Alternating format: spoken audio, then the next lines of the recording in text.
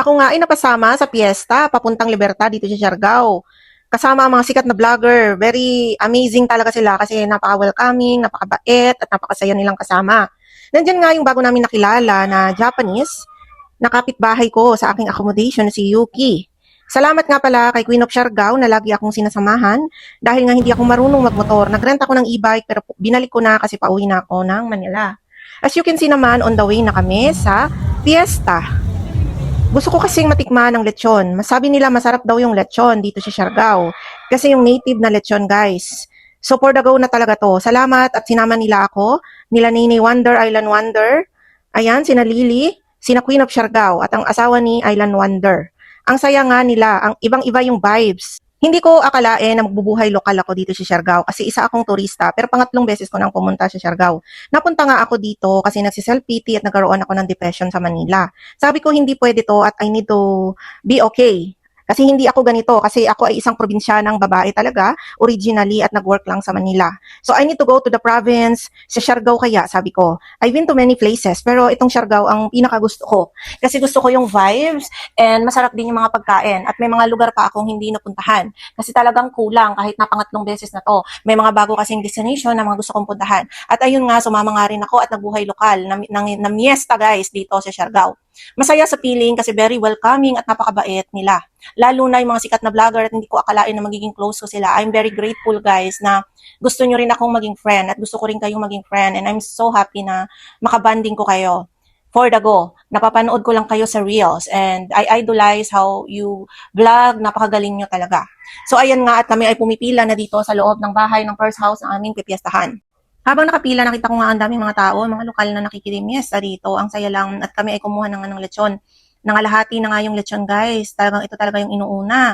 Yung balat, yung ribs daw talaga yung masarap sa lechon. So matikman nga yung ribs kung totoo. At ayun nga, at kami nga ay kumuha na ng food para makalipat at makakuha rin yung iba. At ito, pinunungan namin yung aming plato ni Queen of Siargao. Kasi akala ko hindi na kami magha-house to house at naparami nga ang aming kuha. Sabi ko, okay lang to, mag-enjoy tayo. At kinagat ko na nga ang balat ng lechon. Sobrang sarap at sobrang crispy niya. Sabi ko, kakaiba yung lasa. Kumakain kasi ako ng lechon sa Manila, hindi ko gusto. Kaya hindi ko natutuloy ubusin. Pero dito sa probinsya ng Siargao, sabi ko, ang sarap, parang cebu lechon din, no? Ang sarap at crispy siya. Nanunood talaga yung mga ano niya like a lemongrass, yung mga nilalagay sa tiyan ng lechon para maging aromatic siya.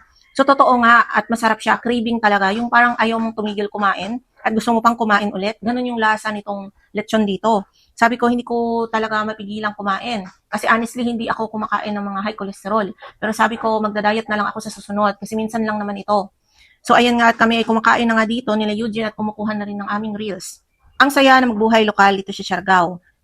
Kasi Pilipino tayo at hindi naman halata na tayo ay lumaki sa ibang baryo. Ako naman ay nakakaintindi ng Bisaya. Yun nga lang ang Bisaya ko ay walang accent ng Siargao. But it's okay, I can still understand the Visayan language.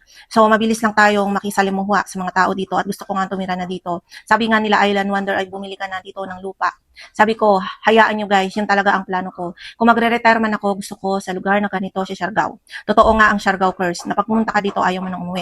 Ito nga pala yung kaibigan namin na si Ryuki, na Japanese, na kapitbahay ko sa aking accommodation. Napakabait at hindi siya snob. Talagang go with the flow lang siya at kinakaibigan niya kami nila Queen of Siargao at mga vlogger. Ang saya-saya nga niya at in-invite namin siyang sumama dito sa piyesta makikain ng lechon. Kasi sabi niya, wow, wow, wow, lagi niyang sinasabi pag kumakain na siya ng lechon, ng mga pagkain ng Pilipino. Kasi siya nga ay turista na galing sa Japan at first time niyang pumunta dito. Nagustuhan nga rin siya ni Nene Wonder na isang sikat na content creator sa Siargao na merong 1.6 follower. Sila nga ay gumawa rin ng content. At ayan, very mabait talaga itong si Ryuki, no? Sabi nga niya, pag napunta raw ako sa Japan, i-message ko lang siya and I will tour you around. Sabi ko, thank you so much. Napakabait nga pala talaga ng mga Japanese. At sila ay totoong very, anong tawag doon? Congeniality. So, yung very kind ba? Yun yung ibig kong sabihin doon. Na hindi sila snob. Kasi may mga lahi guys na mga snob, di ba? Pero depende pa rin sa tao. Kami nga ay naglalakad-lakad dito at pupunta na rin sa next house. Kami nga ay pupunta na sa next house. At nag-iingat nga ako sa mga motor kasi napaso na ako nung unang piyestang sumama ako. Nagkaroon ako ng paso, ang sakit. Buti gumaling na. Kasi may mga motor kasi na may tambutso guys. Mag-iingat tayo at lagi nating titignan yung mga lumang motor yan kadalasan. na nakalabas yung tambucho at wala silang protector. Kaya ako yung nag-iingat na. At ito nga ay papasok na kami sa next house. As you can see, mukhang mas okay. Mas okay dito at ayan no, may handa, may lechon pa. Sabi ko, paano na yan? Hindi na kasya sa tiyan natin. Tayo na lang ay magdi-dessert. Pero so happy and grateful ako kasi nag-enjoy ako for today. At saka marami tayong mga naging friends, mapalokal man at foreigner. At nawala ang ating hiya at depression. At nakita natin ang ganda ng mundo, di ba? Na may mga tao na they can appreciate simple things in life, that they will be happy and contented. That is a truly happiness in life. It's not all about money. It's about how you appreciate the little things in life.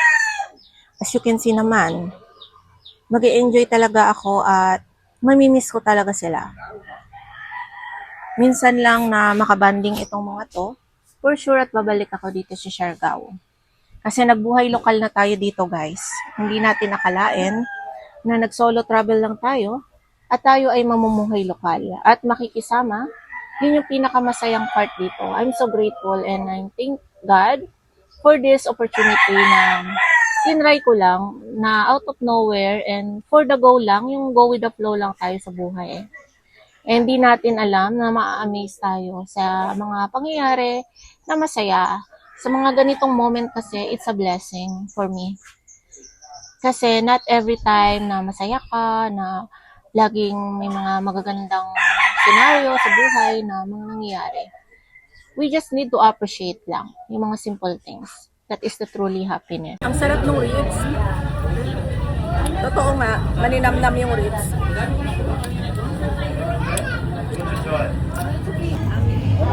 Thank you. Thank you for coming. Thank you for go that way. And then go that like. Oh my God!